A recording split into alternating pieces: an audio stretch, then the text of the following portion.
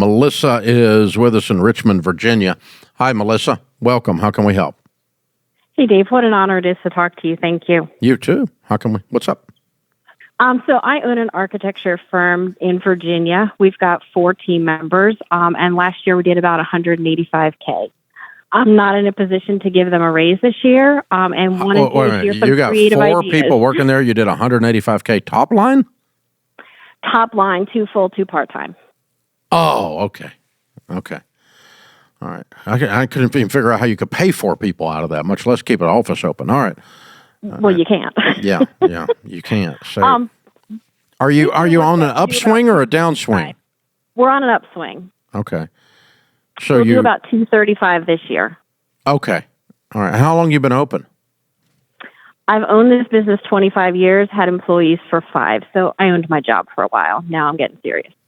Okay. So you're trying to move from treadmill or solopreneur up to treadmill up to peak performer then. Okay.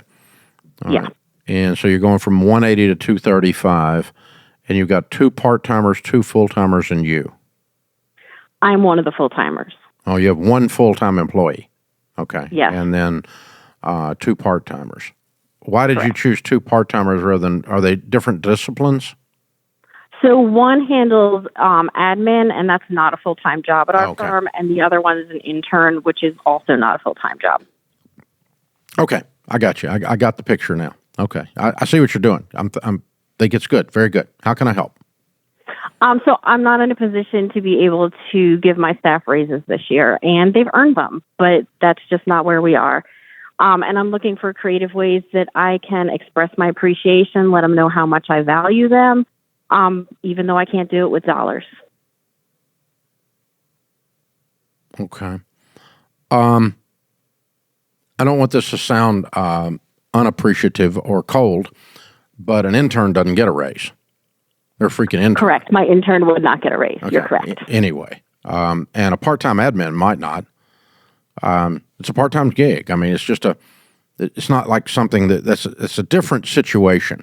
The only one I'm concerned about is your 1 full-timer. And what does the 1 full-timer make? She makes about $50 a year. Okay. And what was your profit? Our profit last year was $42. Mm-hmm. After you were paid or before you were paid? Before I was paid. So she made more than you made? She sure did. Okay.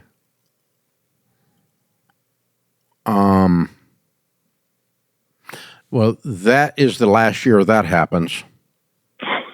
Yes. Okay. Yeah, we're not doing that again.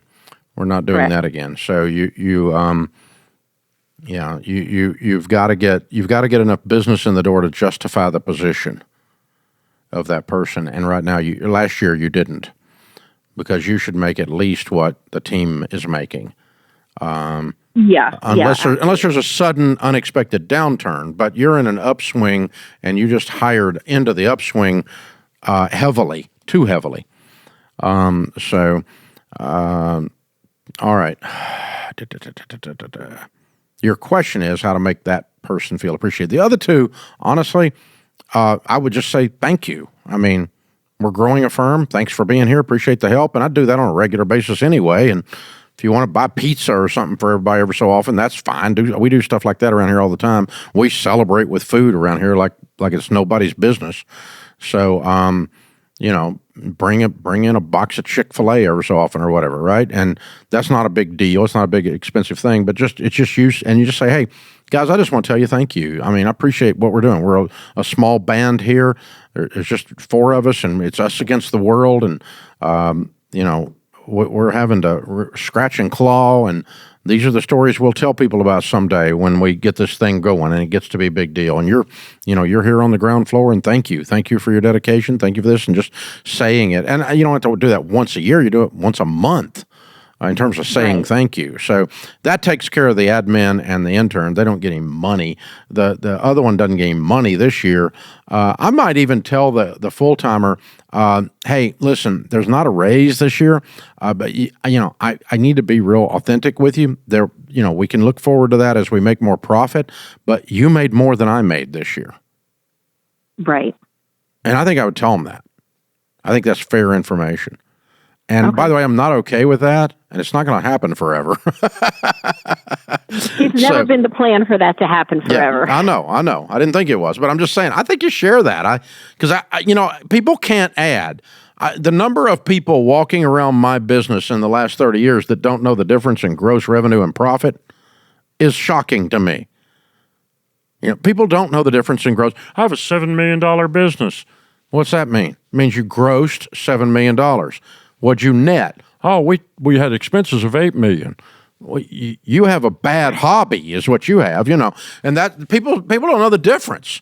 So, because really your gross doesn't matter. It's your net that matters. So, yeah, anyway, it's good to explain that to team members from time to time in different ways. And in this case, a private conversation with this person telling them that, and along with some kind of appreciation. Is the team member married?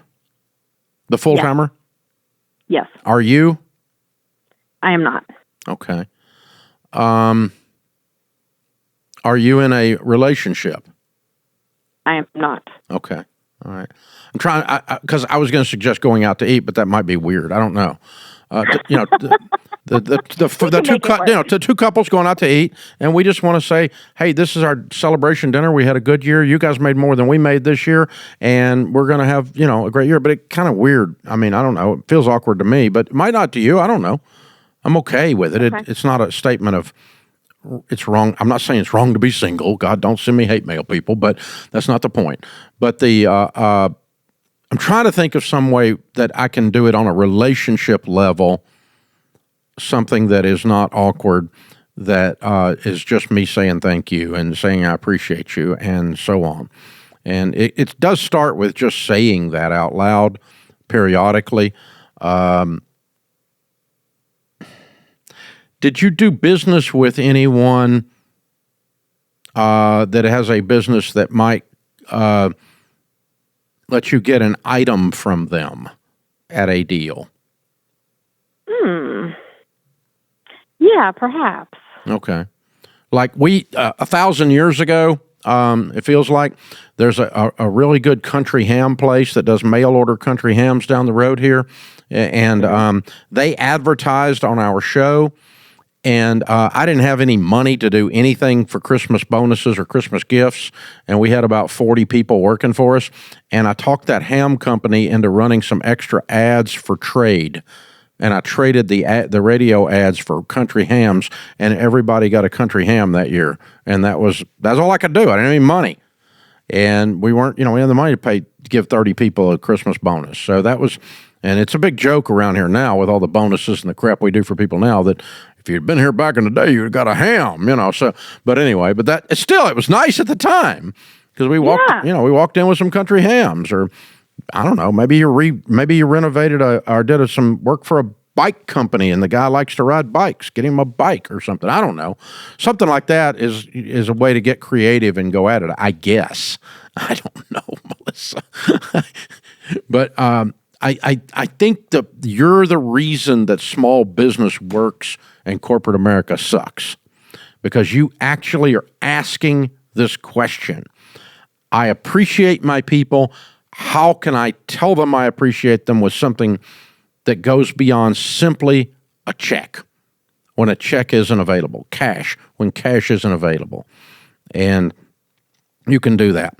I'll throw out something else that we do from time to time for the rest of you out there. It may not work for you too, Melissa, but my leadership team is all authorized to take money out of petty cash, and not very often, but occasionally walk through an area, catch somebody who's been working hard on a Friday afternoon, hand them a $100 bill and say, hey, go out to dinner on us this weekend. You've been kicking it. And just a $100 handshake, a $50 handshake, whatever. And they're authorized to do that. But that kind of stuff, you could but $100 is not worth it. But that goes a long way, because all it says is you caught somebody doing something right and you said thank you. And corporate America doesn't know how to do that, because corporate America's lost its soul. And the small business owner loves their people. They can be good to their people and just smile and tell them the truth and take care of them when things are not going well and all that kind of stuff. And corporate America doesn't have that ability. So just by you asking the question, Melissa, you set yourself apart and you make yourself an absolute amazing person. Thank you so much for being there. We really, really appreciate you. See, this is the kind of people that listen to this podcast. That's not leadership theory. I'm not making any money. How can I say thank you? What a great question.